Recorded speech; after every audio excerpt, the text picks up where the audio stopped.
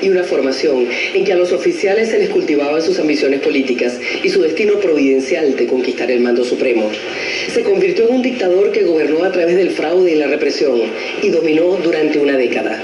Lo hizo contra viento y marea, y contra viento y marea fue expulsado del poder. Nació el día de San Marcos Evangelista, según el calendario católico, y así lo llamaron. Fue él quien apareció en el mundo la tarde del 25 de abril de 1914 como el cuarto hijo de don Severo Pérez Bustamante y Adela Jiménez. Marcos Evangelista nace en tiempos marcados por el comienzo de lo que se llamó la Gran Guerra Europea, por la consolidación de la dictadura de Juan Vicente Gómez y por el reventón del Pozo Sumaque I, que presagia una larga era de riqueza petrolera. Marcos era un niño que mostraba interés por las matemáticas, era buen observador y mostraba un carácter sereno. Recibe educación casera y luego marcha a Cúcuta, donde cursa estudios en una prestigiosa institución con influencia del Partido Liberal. Obtiene las mejores calificaciones, pero la universidad no era una opción para jóvenes de limitados recursos y opta por el ejército, una posibilidad a su alcance. Desde el Táchira inicia un curso de ingeniería por correspondencia y a los meses ya se encuentra en Maracay para iniciar su formación castrense. A pesar de los vínculos de su hermano menor Francisco con el Ardi, que lideraban Betancur y otros luchadores democráticos, Marcos Evangelista egresa como subteniente en enero de 1934, respaldado por el general López Contreras. Influye mucho en Pérez Jiménez el hecho de que él egresa el año 34 y justamente por esos días ya Maracay se convierte en una especie de vivero, ya en las conversaciones, en los cuarteles, en las plazas, la conversación es el delicado estado de salud de Juan Vicente Gómez. Y le toca a Pérez Jiménez justamente comenzar su carrera en los cuarteles, inicialmente en la guarnición de Maracay, posteriormente trasladado a Caracas, a la planicie, justamente en el momento en que muere Gómez y que se produce esa gran conmoción que se produjo en Venezuela después de la muerte del dictador. Pérez Jiménez era muy inteligente y muy estudioso, y él se distinguió desde la escuela. Se distinguió en la escuela, se distinguió en la secundaria, luego se distinguió desde luego cuando entró a la escuela militar.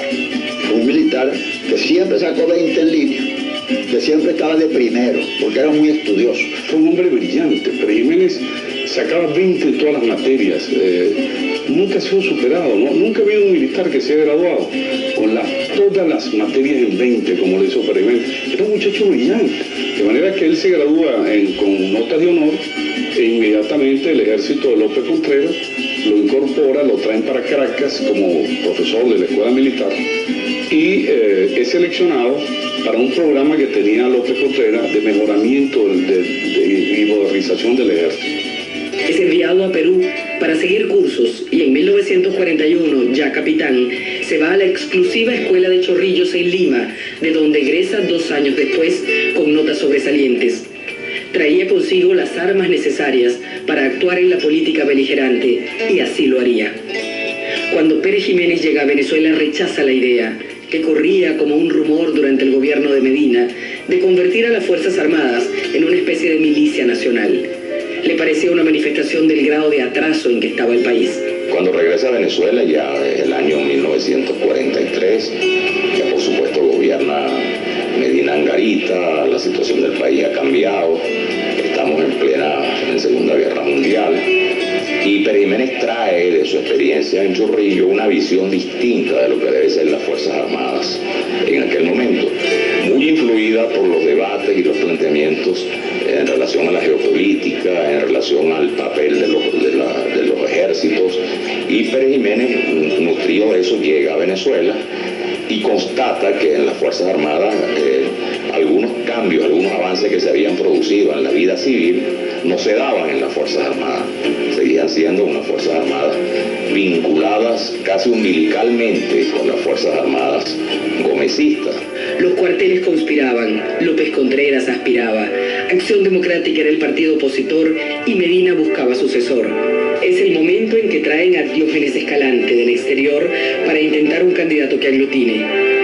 Cuando cae el gobierno de Isaías Medina y asciende al poder la Junta Revolucionaria de Gobierno, se nota claramente que el ciclo gomecista había concluido. También se hicieron nítidas algunas divergencias. Oficiales como Pérez Jiménez apostaban a un proyecto militarista propio y hábilmente este se mantenía como jefe del Estado Mayor General en el lugar que calculadamente ocupaba como el poder detrás del trono. La realidad es que fui de los autores de la insurgencia contra el general Medina.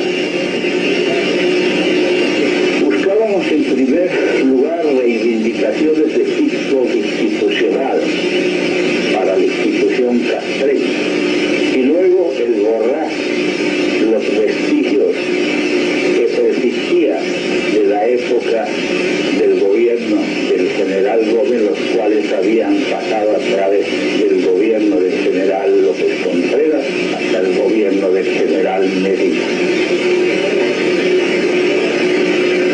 Sin profundizar en este asunto y pasando luego al gobierno hecho por Acción Democrática, fue de tan mala calidad y así lo han reconocido el grueso de los venezolanos, entonces no justificó el golpe contra el general Medina, sino al contrario, reivindicó las actuaciones del general Medina.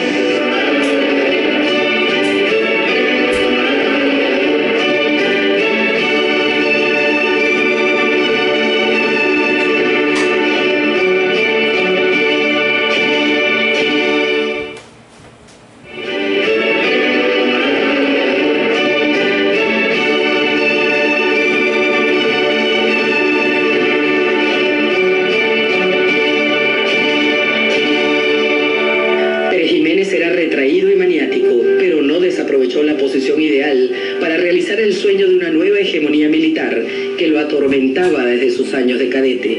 Era un hombre que se concibe a sí mismo como un buen administrador, que se concibe a sí mismo como un constructor, que se concibe a sí mismo como un tecnócrata que organiza el país, que le pone orden al país, que disciplina el país y que no está para enamorar a nadie. Pero Jiménez era un pretoriano, un hombre formado militarmente en la escuela militar gomecista, y él no creía para nada en la democracia. Él pensaba que simplemente el arte de gobernar tenían que ejercerlo los militares y los civiles pues tenían que hacer. Esa era su manera de pensar. Mientras la situación política se complicaba, Pérez Jiménez extremaba la discreción en los cuarteles, ganaba tiempo y captaba fichas para sus planes personales. Los militares estaban descontentos por la forma como se integró la Junta de Gobierno y con sus primeras medidas. Los famosos juicios de responsabilidad civil subían de tono la fricción política. Estallan rebeliones y se develan conspiraciones. Se detecta un movimiento desestabilizador de alcance nacional. La conspiración de Pérez Jiménez era lenta, pero profunda. Llegan las elecciones de 1947 y gana el novelista Rómulo Gallegos, apoyado por Acción Democrática. 9 meses después, una aguda crisis militar dio al traste con la presidencia de Gallegos. Se instala la Junta Militar Provisional y Pérez Jiménez asume el Ministerio de la Defensa. Un triunvirato de tenientes coroneles asume el control del país. Desde el primer momento establecen una rígida censura y una brutal represión y persecución para los dirigentes políticos. Uno de los miembros de la Junta, Delgado Chalbó, era proclive a buscar un retorno a la democracia, objetivo que no compartía en lo absoluto Marcos Pérez Jiménez. Asesinan a Delgado y de inmediato también a quien lo mató. Con ello se despeja la ruta hacia la dictadura del Andino y su plan militarista. Lo cierto es que el asesinato de Delgado Chalbó facilita la llegada al poder de Pérez Jiménez. Primero, como una decisión militar, burlando la constituyente o la elección para la constituyente de 1952. Y luego, con un Congreso dócil, este lo elige como presidente constitucional para el periodo que debía culminar en abril de 1958. Pérez Jiménez va con cautela, pero Acción Democrática y el Partido Comunista eran acosados por la Seguridad Nacional. Llegan los primeros 114 presos a Guasina, de un total de 900 que pasarán por ese campo de concentración. El triunvirato ahora se llama Junta de Gobierno y la Universidad Central de Venezuela es despojada de su autonomía.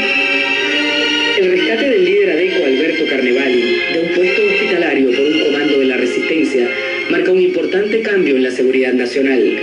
En adelante sería conducida por Pedro Estrada. Había un policía llamado Pedro Estrada, que es un hombre con una gran capacidad, un gran dominio de las fuerzas policiales, formado en Washington, en la CIA, con el FBI, un hombre con curso, con una gran formación. Y él desarrolla un poder inmenso, al lado del ministro del Interior, que era Vallería Lanz, y ambos conforman un cuerpo de seguridad en donde aquí no se movía nada en Venezuela que ellos no se enteraran. 1951 y 52 serán años de tentativas insurreccionales, cuyo gran líder sería Leonardo Ruiz Pineda, de Acción Democrática. Castor Nieves es asesinado, Salón Mesa detenido, y Jorge Dager y Pedro González Abad logran sacar una emisora clandestina y transmiten en clave para el levantamiento de las guarniciones. Los militares no actúan, pues el mensaje para ellos es confuso, pero algunos valientes batallones se levantan, sobre todo la Fuerza Aérea. El asesinato de Ruiz Pineda tiene un efecto depresivo y desconcertante entre los militantes de la Resistencia. Noviembre de 1952 marca un punto de inflexión para la dictadura y también para la Resistencia. Los partidos cierran sus campañas con nutridas concentraciones. Gana URD, pero representantes de las Fuerzas Armadas escriben un acta que disuelve la Junta y proclama presidente a Pérez Jiménez. El clima es anárquico y Pérez Jiménez vacila. Pero entra en acción Laureano Vallenilla Lanz, quien dice con desparpajo: la fórmula jurídica es fácil fabricarla si se cuenta con los machetes. Sería el próximo ministro del Interior. La Resistencia moviliza sus recursos, a pesar de que los partidos clandestinos viven su peor momento. La huelga no funciona y las numerosas manifestaciones son enfrentadas con el fuego de la metralla. El Consejo Supremo Electoral está ocupado militarmente y se fabrican actas favorables al gobierno. Villalba es detenido y deportado a Panamá. Pero Jiménez era el poder. Y eso lo sinceran completamente en el año 1952, porque muchos civiles creyeron que podían tener unas elecciones libres en el año 52 para elegir la Asamblea Constituyente que iba a instalarse en el año 53. Y la ganó Jovito Villalba, el partido Jovito Villalba, URD. Pero Pérez Jiménez la desconoce. Y la cosa más increíble, que le manda una carta reconociendo que lo desconocía, porque ellos tenían prueba de que los adecos habían votado. Entonces Pérez Jiménez asume directamente la presidencia de la República, desconoce los resultados y logra que una gran cantidad de hombres de COPEI y de URD se incorporen y le hagan quórum en el Congreso. Los años de violencia contra la disidencia se recogen en el Libro Negro de la Dictadura, Venezuela bajo el signo del terror, que narra las atrocidades cometidas por el régimen entre 1948 y 52. Pérez Jiménez entra en cólera, pero el coraje de José Agustín Catalá, Leonardo Ruiz Pineda y Ramón J. Velázquez, apoyados por Jorge Dager y Alberto Carnevali, quienes se encontraban en el clandestinaje, hace posible su aparición como una publicación del CEN de Acción Democrática. El 7 de abril de 1953, la Asamblea Nacional Constituyente designa al coronel Marcos Pérez Jiménez presidente constitucional. Pero han sido 4 años de violencia, porque los golpistas que derrocaron a Gallegos jamás lograron imponer la paz, ni la línea de exterminio de la seguridad nacional pudo sembrar el miedo y la inacción en la resistencia. El historiador y sociólogo Vallenilla Lanz confeccionaba el traje a la medida de la dictadura, el gendarme necesario para conseguir el nuevo ideal nacional. El nuevo ideal nacional tenía una contradicción que era insalvable. Pretendía llevar a Venezuela por los caminos de la modernidad sin las condiciones políticas básicas de la modernidad.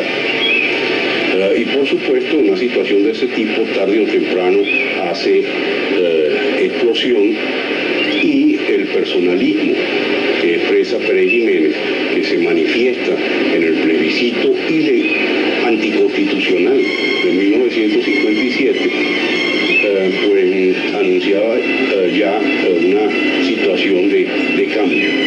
Se aspiraba no solamente el desarrollo material, sino que el nuevo ideal nacional también buscaba cohesionar a la sociedad venezolana a partir de elementos simbólicos. ¿Cuáles son esos elementos simbólicos? El costumbrismo, un regreso al costumbrismo, un realce de los héroes militares, primero que todo, y civiles, una conciencia nacional que estuviera basada en las tradiciones venezolanas. Y entonces nosotros vamos a ver cosas que son hasta risibles. La parte negativa de Pérez Jiménez es que se convirtió en dictador. En consecuencia, no había posibilidad de prensa libre. Los periódicos fueron perseguidos en la época de Pérez Jiménez. Los medios de comunicación fueron perseguidos. Acabó con los partidos políticos, acabó con la libertad de expresión, metió a la cárcel, pero también hubo muertos. Y además de eso, una gran crueldad. Pérez Jiménez pone su atención sobre dos objetivos estratégicos: el equipamiento y preparación de las Fuerzas Armadas y un plan de obras para cambiar la fisonomía de Caracas. Puso mucho énfasis en lo que se llamó la transformación del medio físico, en la construcción de las grandes obras públicas, sobre todo fundamentalmente en Caracas, que dieron durante esos años, no dieron la sensación, sino que ciertamente produjeron un cambio material, visual muy importante para Venezuela y el mundo, con la transformación de Caracas de una ciudad de modestas proporciones en una urbe con una proyección futurista verdaderamente importante desde el punto de vista arquitectónico.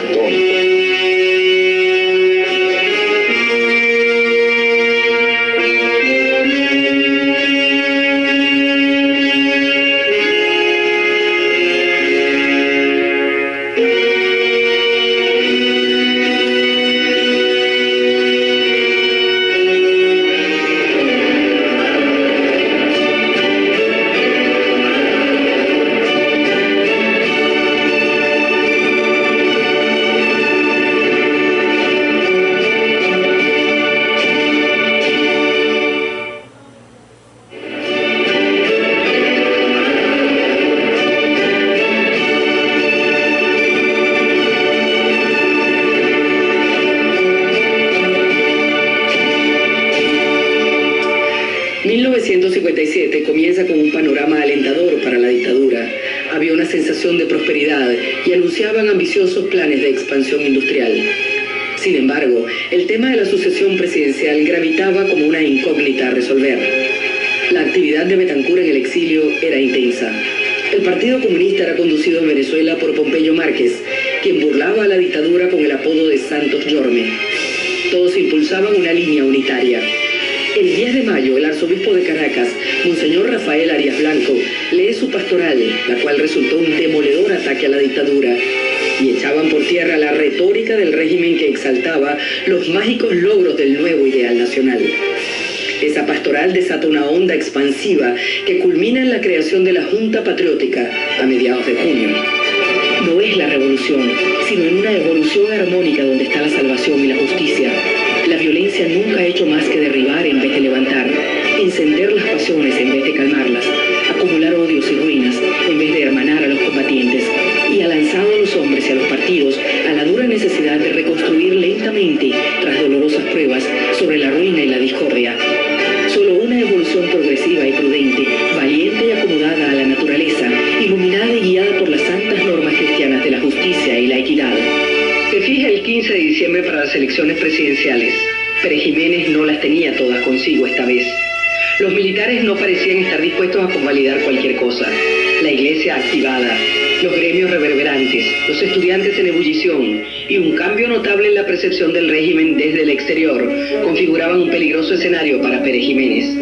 Llovera Páez y Vallenilla Lanz eran conscientes de la situación. Pérez Jiménez intenta un plebiscito para prorrogar su mandato por 5 años más.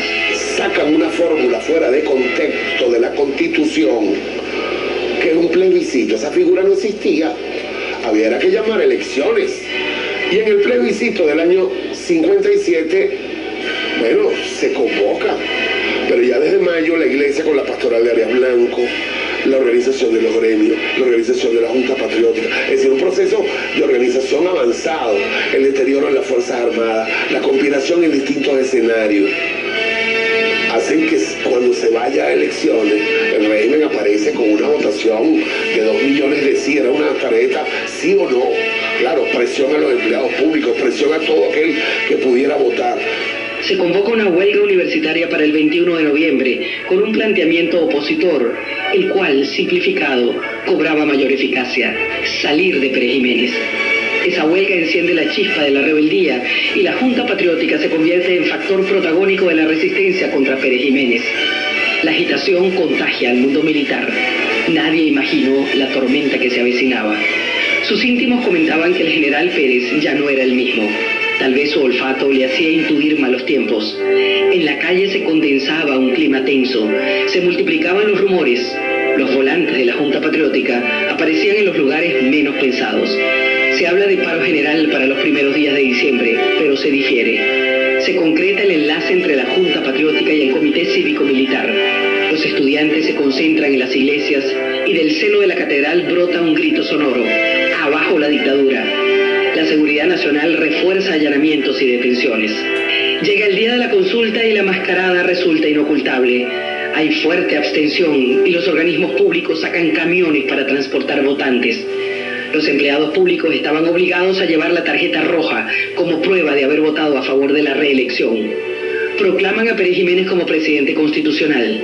El régimen aparentemente se legitima con un subterfugio, vuelve a violar la Constitución. Fíjate tú, el gobierno llega al poder con un fraude y quiere sostenerse en el poder violando otra vez la Constitución. Esta situación deslegitima al régimen y el 1 de enero se da un alzamiento militar. Eso sorprende absolutamente al régimen porque el régimen está absolutamente seguro del apoyo de la Fuerza Armada. Evidentemente aplacan, aparentemente sí se aplaca desde el punto de vista inmediato la sonada, pero ya es como una bola de nieve que empieza a crecer del 1 de enero en adelante. Ya tanto la Marina como algunos sectores del Ejército empiezan ya abiertamente y se convoca a una huelga general el 21 y el 22 de enero. En la calle se respira desobediencia y es comentario general que Pérez Jiménez ya no controla la institución militar. El lunes 20, el contraalmirante Wolfgang Larrazábal estaba dirigiendo el movimiento insurreccional. Arranca la huelga el martes 21 y el gobierno responde con un toque de queda. El miércoles 22 parece perder fuerza la huelga, pero esa noche responde la escuela militar que se declara en rebeldía. El dictador y Llovera Páez entienden que no queda otra alternativa sino abandonar el poder. Según dijo, prefiero irme antes que matar cadetes.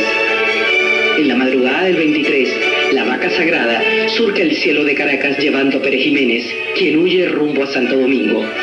¿Por qué fracasa el gobierno? Fracasa por el personalismo, por su actitud anticonstitucional con relación al plebiscito y por el proceso de modernización dentro del sector militar.